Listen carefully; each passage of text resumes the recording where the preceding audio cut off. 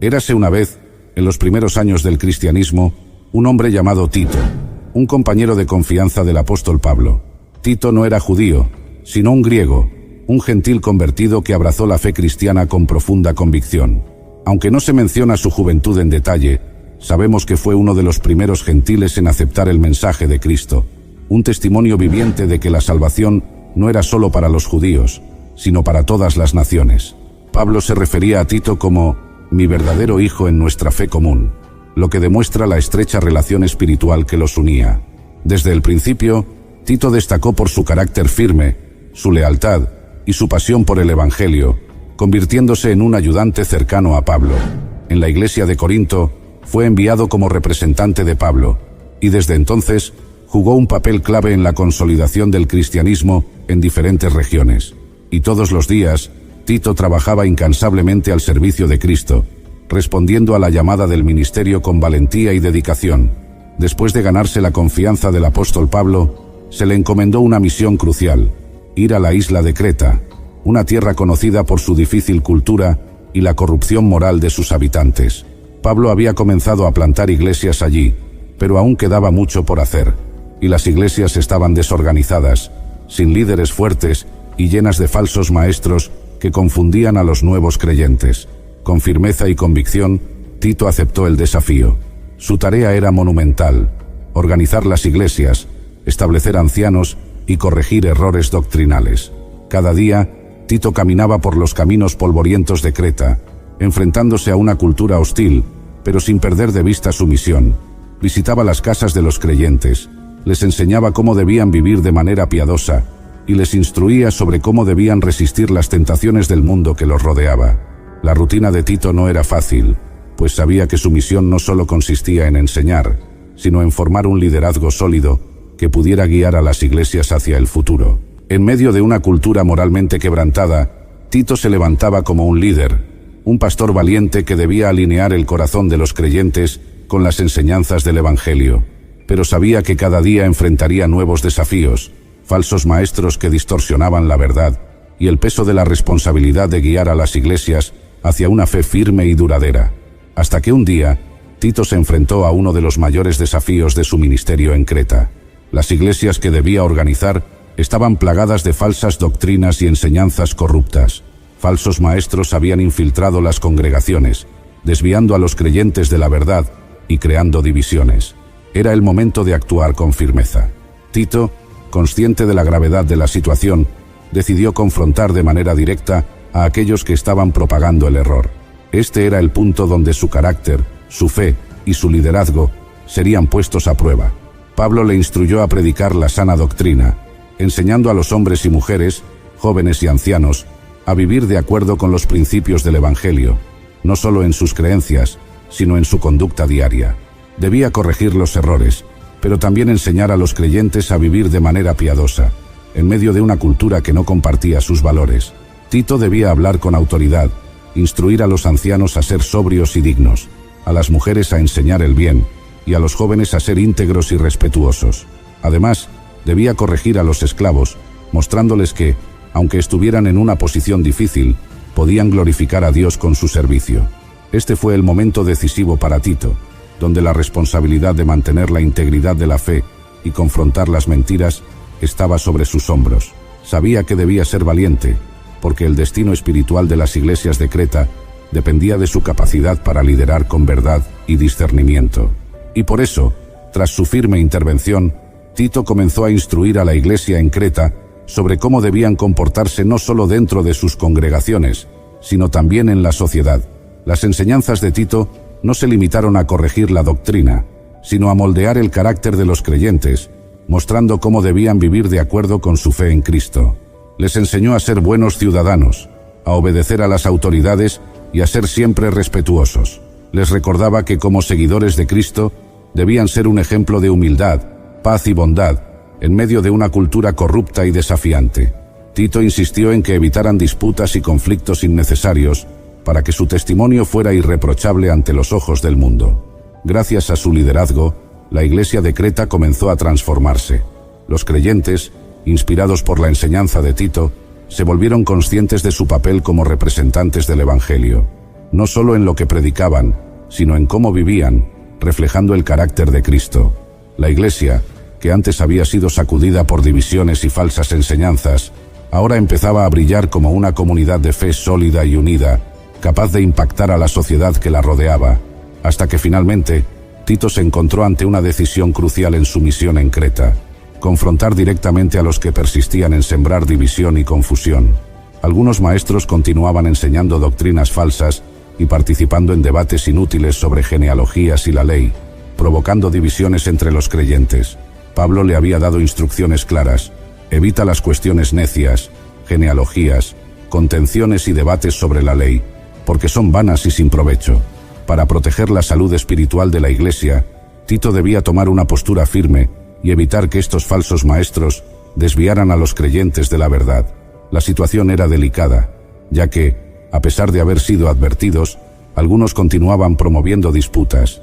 Tito debía enfrentarlos, y si no corregían su camino, Pablo le ordenó rechazar a aquellos que persistieran en causar divisiones, diciendo: al tal, deséchalo, sabiendo que se ha pervertido y peca, condenándose a sí mismo. Este fue un momento decisivo en la misión de Tito.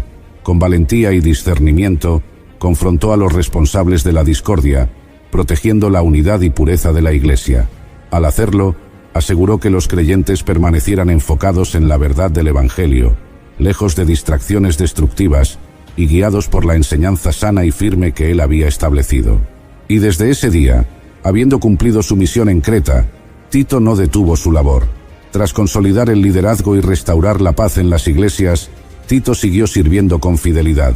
Su nombre era reconocido como el de un líder firme, un pastor que enfrentó grandes desafíos y salió victorioso.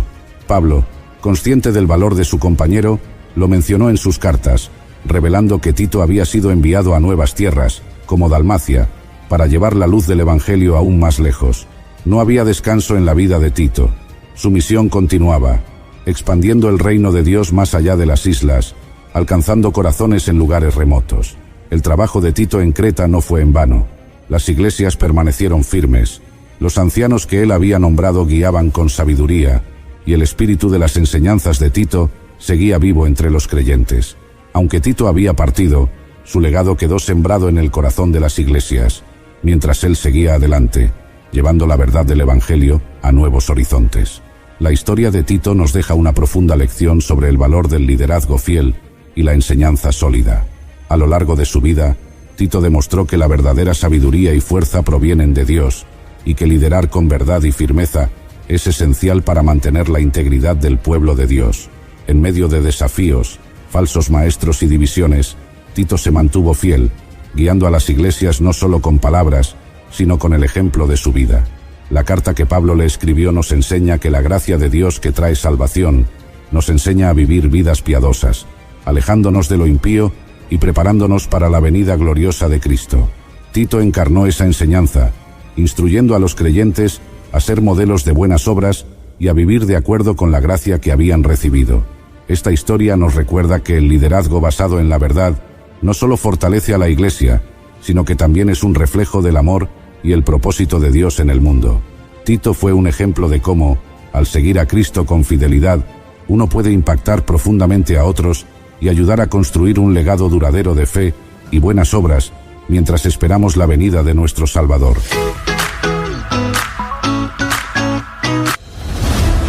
¿Cuál era el aguijón de Pablo? En 2 Corintios 12, el apóstol Pablo nos abre su corazón y revela una experiencia profundamente personal y dolorosa.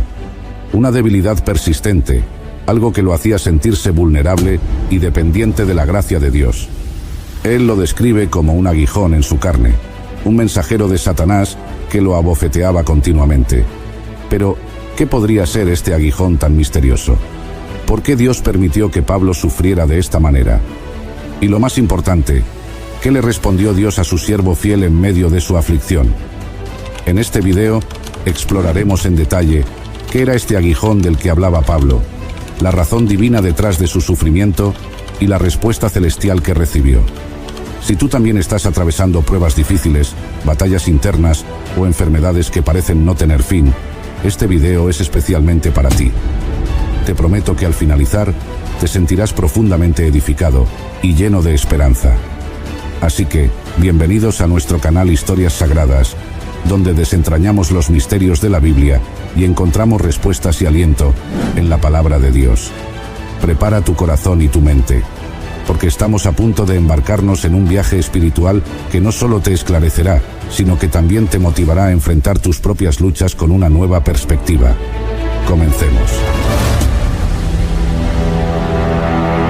Para comprender mejor el mensaje de este video, es esencial que primero leamos el pasaje completo de 2 Corintios 12. Pablo escribe: «Y para que la grandeza de las revelaciones no me exaltase desmedidamente, me fue dado un aguijón en mi carne, un mensajero de Satanás que me abofetee, para que no me enaltezca sobremanera. Respecto a lo cual 3 veces he rogado al Señor que lo quite de mí. Y me ha dicho: bástate mi gracia, porque mi poder se perfecciona en la debilidad». Cuando Pablo habla de un aguijón en su carne, está evocando una imagen poderosa y dolorosa.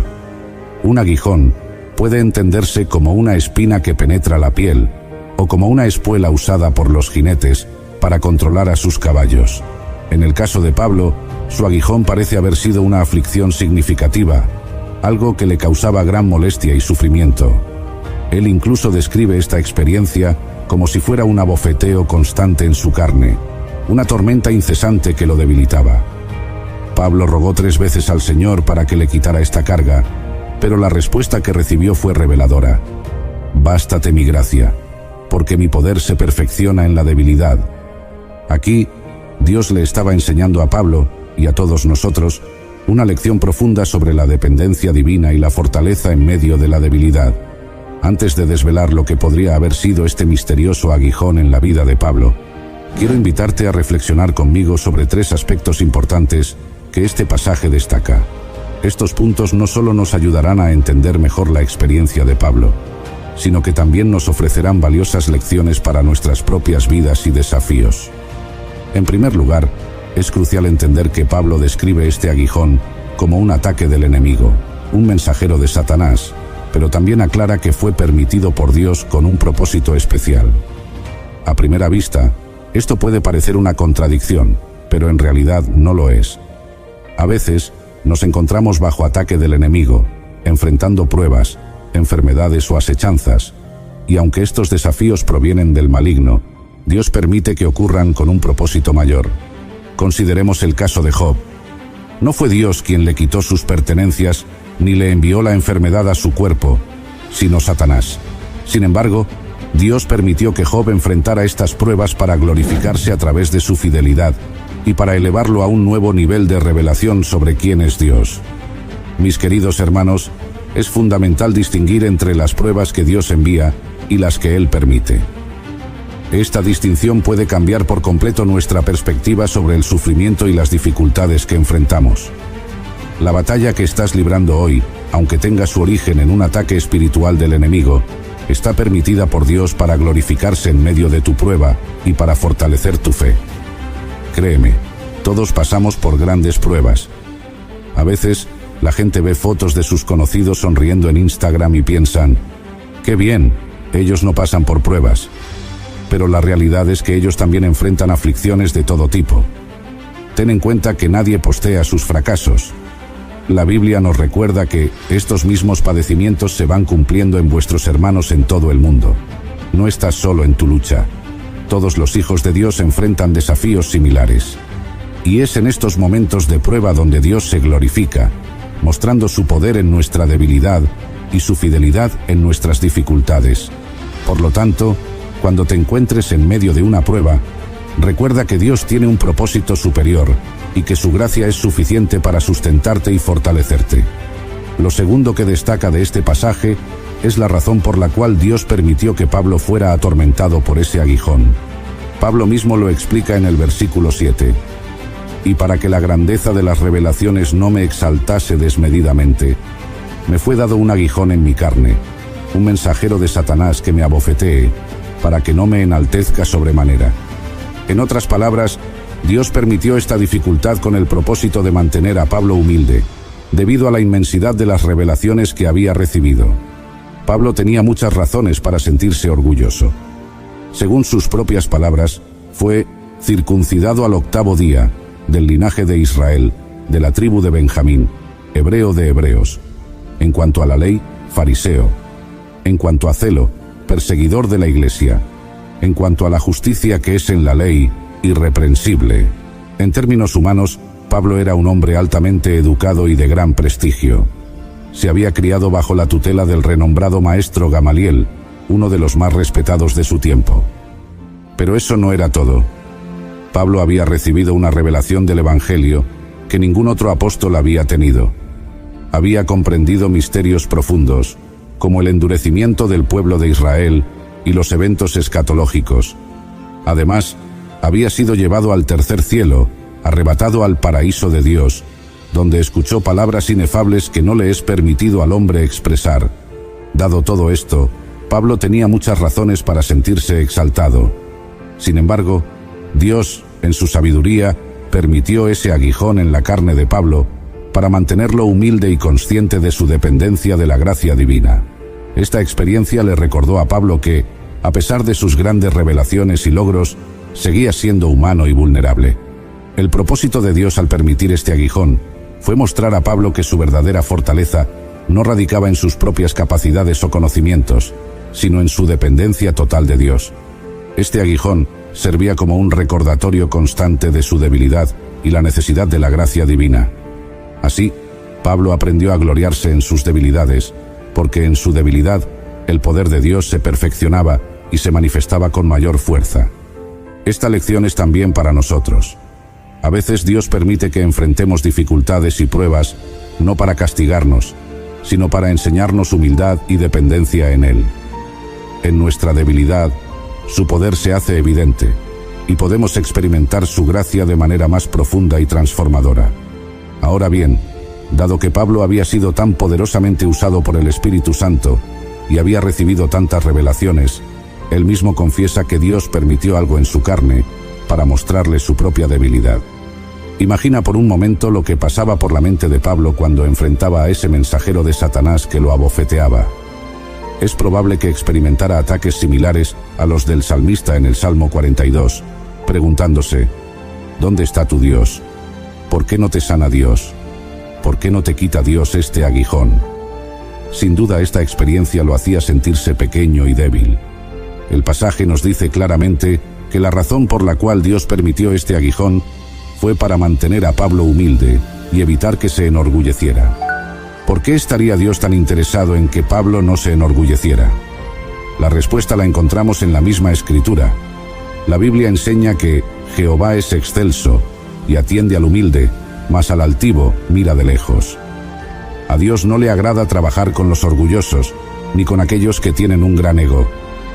Dios no utiliza a los superhombres, sino a aquellos que se humillan bajo su poderosa mano.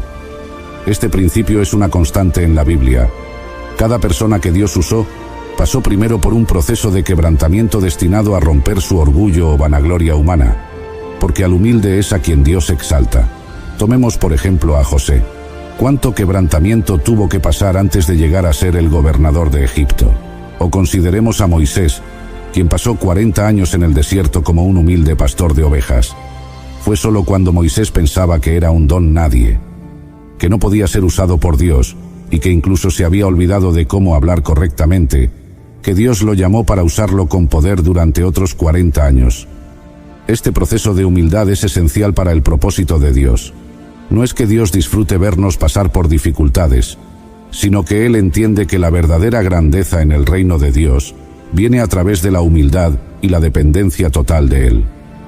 La historia de Pablo, José, Moisés y muchos otros en la Biblia nos muestra que el camino a la exaltación y al poder espiritual genuino siempre pasa por el valle de la humildad y el quebrantamiento. Así, cuando enfrentamos nuestras propias pruebas y debilidades, podemos recordar que Dios tiene un propósito superior. Nos está moldeando, preparándonos y fortaleciendo para cumplir su voluntad de maneras que quizás no podamos entender en el momento. Pero podemos tener la confianza de que, a través de nuestra debilidad, su poder se perfecciona, y a través de nuestra humildad, su gloria se manifiesta.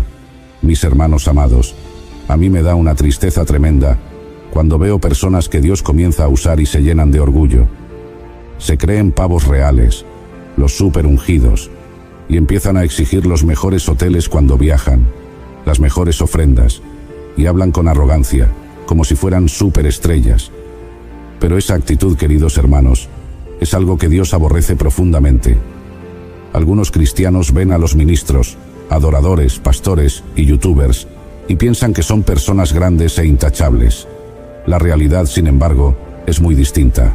Somos gente pequeña, llena de defectos y debilidades, que depende de la gracia de Dios para permanecer en pie cada día. Hemos comprendido que la clave para que Dios continúe usándonos está en la humildad, pero aún más importante que ser usados por Él es ser aprobados por Él. Pablo fue abofeteado por esta prueba para recordarle que, aunque fuera muy usado por Dios, seguía siendo un humano vulnerable, sujeto a padecimientos y debilidades. Este recordatorio constante le ayudaba a mantenerse humilde y dependiente de la gracia divina. Dios está más interesado en nuestro bienestar a largo plazo y en la salud de nuestra alma que en la comodidad temporal de nuestro cuerpo. Él hará lo que sea necesario para mantenernos humildes y sometidos a su voluntad.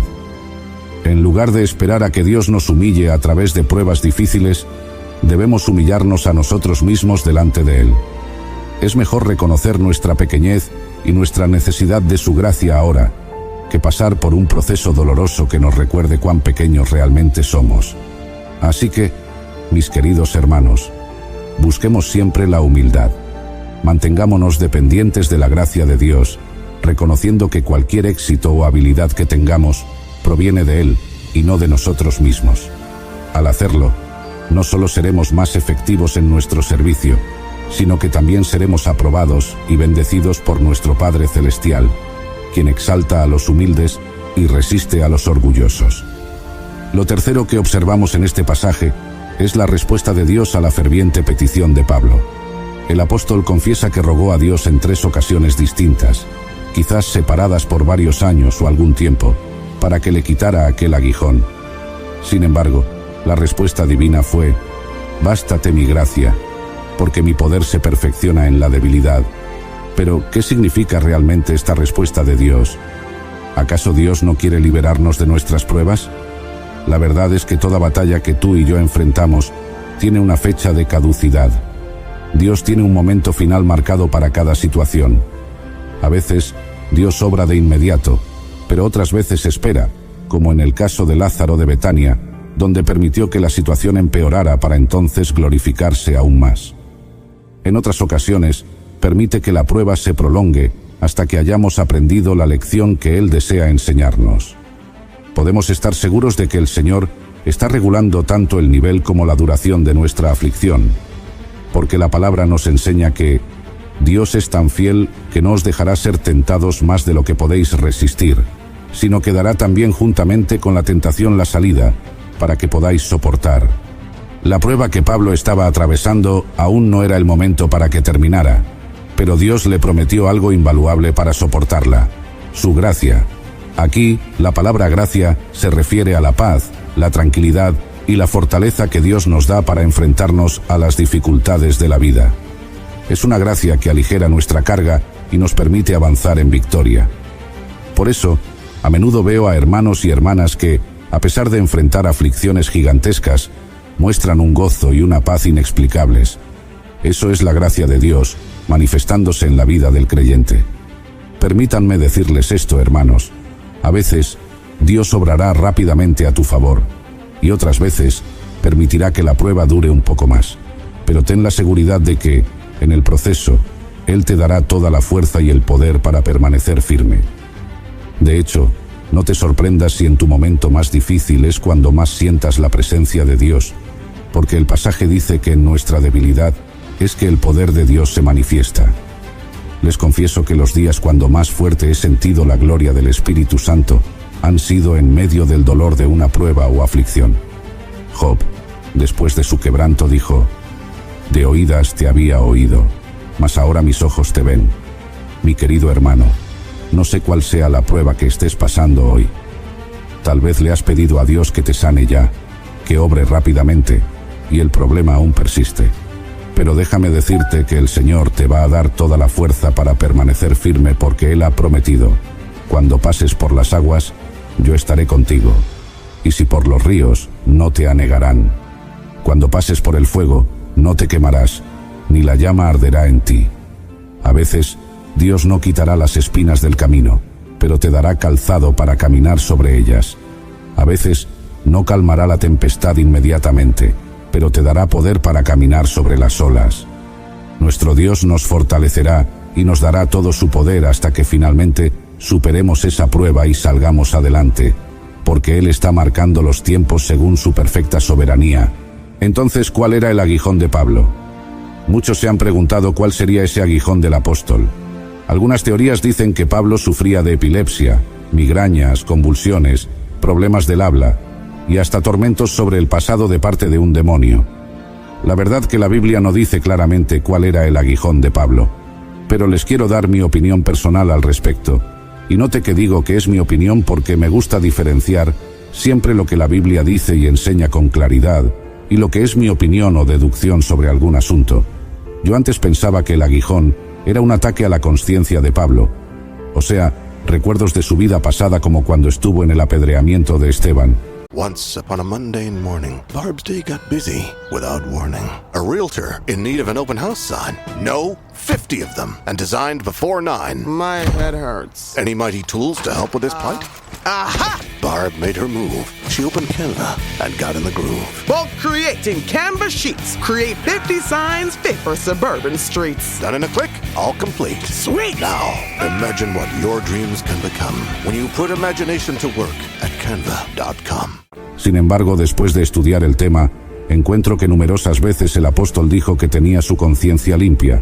Por ejemplo, en Hechos 23:1, Pablo dijo: «Varones hermanos, yo con toda buena conciencia he vivido delante de Dios hasta el día de hoy». Luego dijo en 1 Corintios 4:4, «De nada tengo mala conciencia». Y finalmente a Timoteo le dijo así: «Doy gracias a Dios, al cual sirvo desde mis mayores con limpia conciencia». Así que no creo que Pablo tuviera ataques a su conciencia por errores del pasado. El aguijón de Pablo yo creo que era algún problema de la visión, alguna enfermedad en sus ojos que no le permitía ver totalmente bien, pero que sobre todo era vergonzoso. Y no creo que fuera por la ocasión cuando vio a Jesús y quedó ciego, ya que en el libro de los Hechos se dice claramente que recibió la vista cuando un discípulo llamado Ananías oró por él. Ahora, recordemos que Pablo había sido apedreado hasta quedar casi muerto y había pasado por azotes y grandes persecuciones en varias ocasiones. De hecho, él dijo: «De aquí en adelante nadie me cause molestias, porque yo traigo en mi cuerpo las marcas del Señor Jesús». La razón por la cual decimos que pudiera ser un problema de la vista es porque repetidas veces vemos en las cartas de Pablo que él tenía problemas en su visión, y creo que es la única enfermedad física a la cual Pablo frecuentemente hace alusión. Por ejemplo, a los Gálatas Pablo les dijo: «Pues vosotros sabéis que a causa de una enfermedad del cuerpo os anuncié el Evangelio al principio, y no me despreciasteis ni desechasteis por la prueba que tenía en mi cuerpo. Antes bien me recibisteis como a un ángel de Dios, como a Cristo Jesús. ¿Dónde, pues, está esa satisfacción que experimentabais? Porque os doy testimonio de que si hubieseis podido, os hubierais sacado vuestros propios ojos para dármelos». También a estos les dijo luego: «Mirad con cuán grandes letras os escribo de mi propia mano». También tenemos como evidencia que la carta de Romanos no fue escrita por Pablo, sino por un tal Tercio que recibió el dictado de Pablo, lo cual quizás da a entender que a Pablo le era muy difícil escribir debido a su problema de visión. Y por último, vemos a Pablo en 2 ocasiones diciendo que a su lado estaba Lucas, y en una ocasión lo menciona como el médico amado. Quizás la situación de Pablo requería que Lucas estuviera asistiéndole en ocasiones para tratar su enfermedad. Así que esa es nuestra posición en cuanto a cuál era el aguijón del apóstol Pablo, pero me gustaría saber tu valiosa opinión al respecto. Así que te invito a que nos comentes abajo en la sección de comentarios. Y si este video te bendijo, por favor compártelo en tus redes sociales y déjanos un fuerte like para mostrarnos tu apoyo. Un fuerte abrazo, y nos vemos en nuestra siguiente historia sagrada.